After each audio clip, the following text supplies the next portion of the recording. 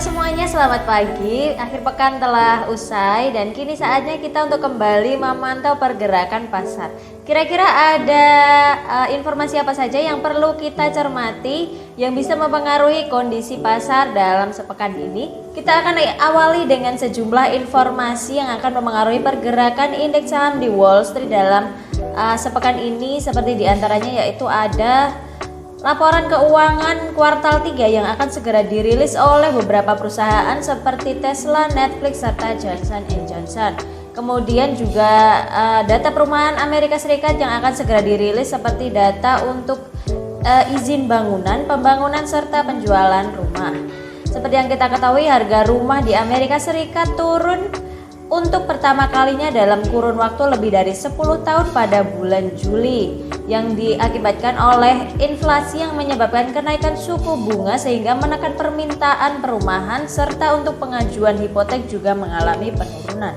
Dari Inggris ada data inflasi yang akan segera dirilis pada hari Rabu pekan ini, yaitu data inflasi bulan September yang diperkirakan akan mencapai 2 digit di tengah tekanan biaya hidup yang semakin besar. Kemudian ada juga informasi dari China yang akan menerbitkan data PDB kuartal 3 pada hari Selasa pada pekan ini, di mana analis memperkirakan ekonomi China akan mengalami pertumbuhan sebanyak 3,2% pada tahun 2022, di mana angka ini jauh di bawah target resminya yaitu sekitar 5,5%. Kemudian ada kebijakan moneter dari Jepang yang berbeda dari bank sentral dari negara-negara lain, di mana Jepang melakukan intervensi di pasar valuta asing pada bulan September untuk membendung penurunan nilai mata uangnya yaitu yen yang sudah turun dengan tajam. Sementara itu ada sejumlah informasi atau sentimen yang juga akan mempengaruhi pergerakan IHSG pada pekan ini, diantaranya yaitu ada indeks saham Wall Street yang kemarin pada hari Jumat ditutup melemah, di mana Dow Jones Index turun sebanyak 1,34%, kemudian ada Nasdaq Composite yang juga anjlok sebanyak 3,1%, dan tentunya hal ini akan menjadi sentimen negatif bagi pergerakan IHSG. Selain itu, IHSG juga masih akan dipengaruhi oleh turunnya sejumlah harga komoditas seperti minyak yang anjlok 4%, emas yang turun sebanyak 1,6%, kemudian nikel yang melemah 2,34%. Kemudian ada juga nilai tukar rupiah yang mengalami pelemahan terhadap dolar Amerika Serikat ke level 15.500-an. Tak hanya itu, tekanan IHSG juga datang dari capital outflow yang meningkat lebih dari 1,1 triliun di pasar reguler. Transaksi yang sepi akan menyebabkan pasar untuk wait and see dan menunggu kondisi agar lebih kondusif. Pada pekan ini, Bank Indonesia akan menggelar rapat Dewan Gubernur atau RDG pada tanggal 19 sampai 20 Oktober 2022, di mana Bank Indonesia akan memutuskan akankah mereka menaikkan suku bunga acuan pada pertemuan tersebut. Tapi sepertinya para analis memperkirakan Bank Indonesia tetap akan meningkatkan suku bunga acuan yaitu di antara 4,5% hingga 4,75%, mengingat data inflasi Indonesia yang mengalami peningkatan dari bulan sebelumnya dan pada September ini mencapai 5,95%. Selain itu, pada pekan ini Badan Pusat Statistik juga akan merilis data neraca perdagangan ekspor impor Indonesia.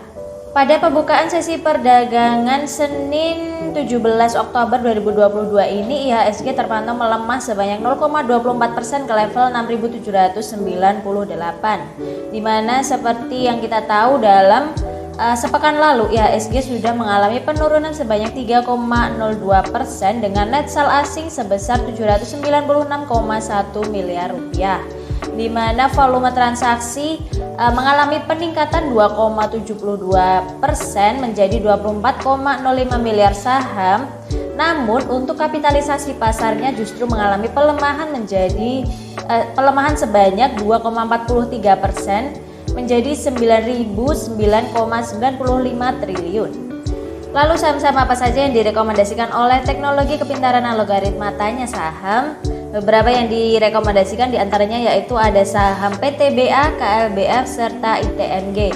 Untuk detail rekomendasi serta rekomendasi lainnya bisa langsung kalian lihat di aplikasi Tanya Saham. Caranya unduh aplikasinya di Google Play Store smartphone kamu.